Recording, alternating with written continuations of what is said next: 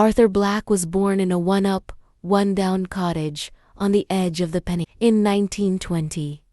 The walls were so thin you could feel the wind seep through them in winter. The roof leaked when it rained hard, and the only furniture was a scuffed wooden table, 3 wobbly chairs, and a bed that creaked so loud it sounded like the hills groaning. His dad worked down the local coal mine and died when Arthur was just 10, his health broken after a kiveen. His mum took in washing and mended clothes for the villagers, her hands always red and chapped from cold water and lye soap, just to put crusts of bread on the table. They were so poor.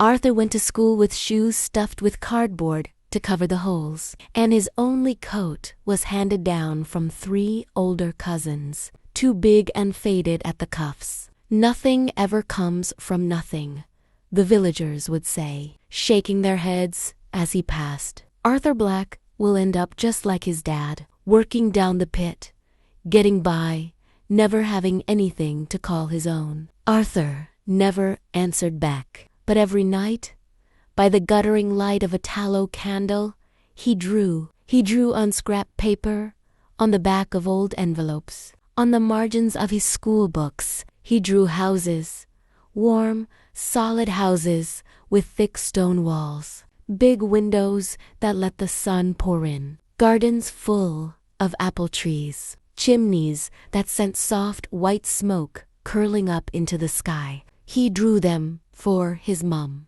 and he promised himself one day he would build her a house where she never felt cold, never had to worry about rent ever again. When he left school at 14, he got a job at the local quarry, breaking stone from dawn till dusk. His hands grew raw and calloused. His back ached so bad some nights he could barely lie down. But every penny he earned went to books, architecture books, building guides, borrowed from the library in town 3 miles away, which he walked every Saturday morning in rain, snow, or shine. At Tujublas, he started going to night school. He'd finish work at 6 p.m., walk 4 miles to the class in the nearest market town, sit for 3 hours learning maths, drawing, and construction, then walk home in the dark, often arriving back at 10 p.m. Exhausted but hungry for more. People laughed at him.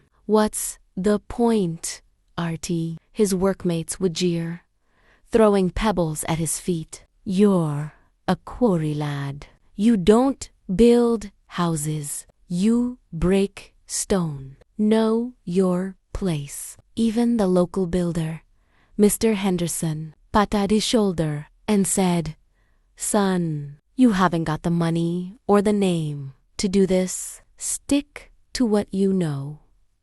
Arthur just nodded and kept going. He'd already decided success wasn't a word for rich people or lucky people. It was just showing up every single day, even when it hurt, even when no one believed you. When he was 22, he got his first real chance. A farmer wanted 3 new cottages built on his land, and no one else wanted the job because the pay was small. Arthur borrowed every penny he could, hired 2 young lads who were also out of work, and started building. He built them like he built his dreams. Thick, solid walls, strong roofs that wouldn't leak, big windows, little gardens for vegetables and flowers. He was so proud he could already picture his mom living in the nicest one. But then, disaster struck. A harsh winter came early. Snow blocked the roads, supplies became expensive, and the farmer fell on hard times and couldn't pay the full amount he owed money to everyone. Arthur had to sell his tools just to pay back what he owed, and ended up right back where he started. Poor, working at the quarry again. People whispering told you he'd fail. That night, he walked up to the old apple orchard on the hill, the same one he went to as a boy and sat down in the soft, cold grass. He cried for the first time in years. What was the point? He tried so hard, and it all meant nothing. Then he looked up and saw the tiny carving he'd made himself on the bark of the biggest tree when he was 10. Great things take time. He remembered his mum's words, soft but strong as stone. Success isn't about never falling, my love. It's about getting up one more time than you fall. He wiped his eyes and went home. He started small. This time, he built garden walls, repaired roofs, fixed smoking chimneys for people. He did every job like it was the most important thing in the world. Honest, careful, never cutting corners, never charging more than people could afford. Word spread fast. If you want something done right, get Arthur Black. By Tigapulu, he had his own little building firm. He didn't build fancy mansions for rich people. He built homes. Warm, affordable, beautiful homes for working families, just like the one he grew up in. He made sure every house had a garden, enough space for kids to play, apple trees planted along the streets, big fireplaces to keep everyone warm in winter. When he was 35, he built the house he'd been drawing since he was a little boy. Thick stone walls, a big bright kitchen for his mum, a garden full of roses and apple trees, a view of the snow-capped hills stretching for miles. He gave her the keys on her 60th birthday, and she cried and said, "This is more than I ever dared to dream of, my son." By the time he was 50,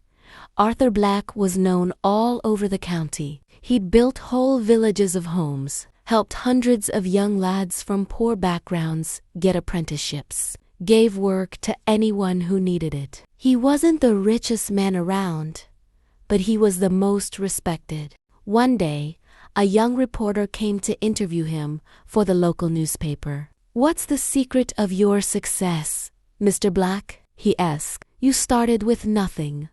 No money, no education, no connections. How did you do it?" Arthur smiled and looked out over the village he built. The sun was setting behind the hills, soft smoke curling from hundreds of chimneys, kids laughing as they ran home from school, apple trees heavy with fruit. "Success isn't about what you get," he said softly. "It's about what you give. It's about working hard, even when no one is watching. It's about keeping your promise to the people you love and to yourself. I started with nothing but a dream and a pencil. But that's all you need, really, if you're willing to walk the miles. If you're willing to get up when you fall, you can build anything you want, even your own life."